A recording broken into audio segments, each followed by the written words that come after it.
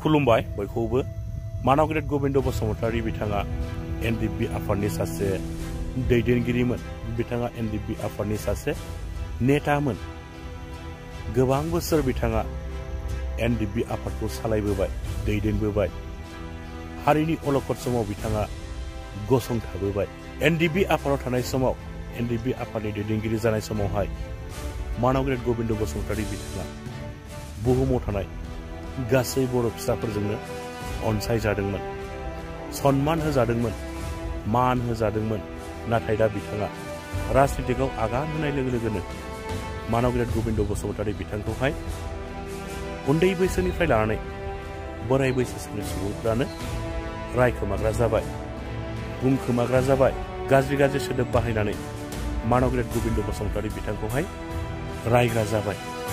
जोबोर साननो गोनां नङा बादायजोफोर मबेबा मोनसे आफादाव थानानै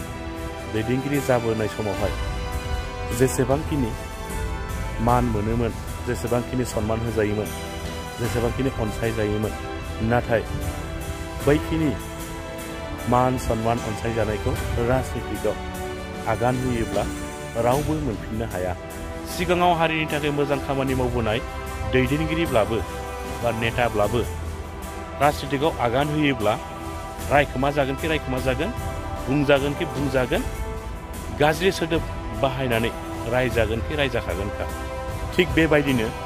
प्रिया दैमारी बिथाङा मानगरेट गोबिंद बसुमतारी बिथांखौ गावनि फेसबुक पेजनि गेजेरजों गोबां बाथ्रा बुंदों नोंथांमोना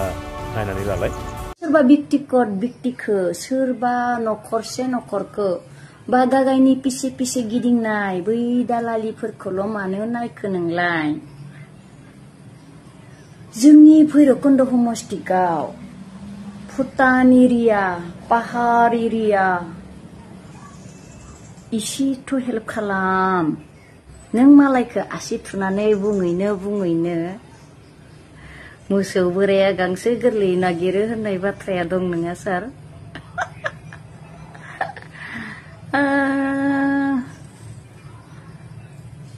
नों जेनखाबाय रिहन दैमारी सारजों नों जेनखाबाय 100%. Hi guys, I am very happy. मानोना गोबिंद चन्द्र बसुमतारी सारा सुइजारलेण्डआव गायब जानाय मैया सुइजारलेण्डआव मानो टिकेट होआ होनना बुंनायनि थाखाय लाजिनानै सुइजारलेण्डआव बियो रङा नीला बगा फुलनि लुका खेल खेलिब गैसिले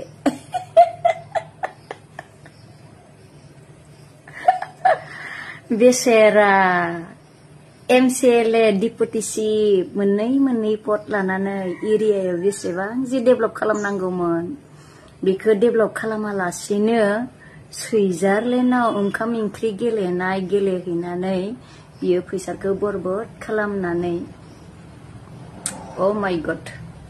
बान्डल फैसा दुखिया दरिद्रनो रानना होबालाय मा जायो बेफोर फैसाखौलाय सोरबा स्कुल फरायनो मोनिफोरनो स्कुल फरायनो हो सोरबा न' गैजायैफोरनो न' बनायना हो सोरहाबा गाननाय जोमनाय गैया बेफोरनो हो मानो सोरबा व्यक्तिगत व्यक्तिखौ सोरबा नखरसे नखरखौ बा गागायनि पिसे पिसे गिदिंनाय बै दालालिफोरखौल' मानो नायखो नोंलाय जोंनि भैरबकुन्द समस्तिआव भुटान एरिया पाहार एरिया इसेथ' हेल्प खालाम मोननै पद लादों नोङो बियारबो लोंदों गोजाबो लोंदों माने मोननै पद लानायखौ गोजा मोननै बुस्थु लोंदों होनना बुंदों आं गोराबो लोंदों गुरैबो लोंदों ककटेल लोंबाला मा जायोनो गोबायोनो नों मानो मोननै पद लानानैलाय जोंनि रायजोफोरखौलाय मानो इसेबो नायासै मोननै पद लानानै नोङो जथेस्थ' नायनो हायोमोन जोंनि भैरबकुन्द समस्तिखौ बेहेके नाम्बार 1 जोंनि प्रब्लेमखौ मिथिखायो भैरबकुन्द हाजो एरियायाव मा प्रब्लेम नों मालायखो आसि थुनानै बुङैनो मोसौ बोराया गांसो गोरलै नागिरो होननाय बाथ्राया दं नङा सार?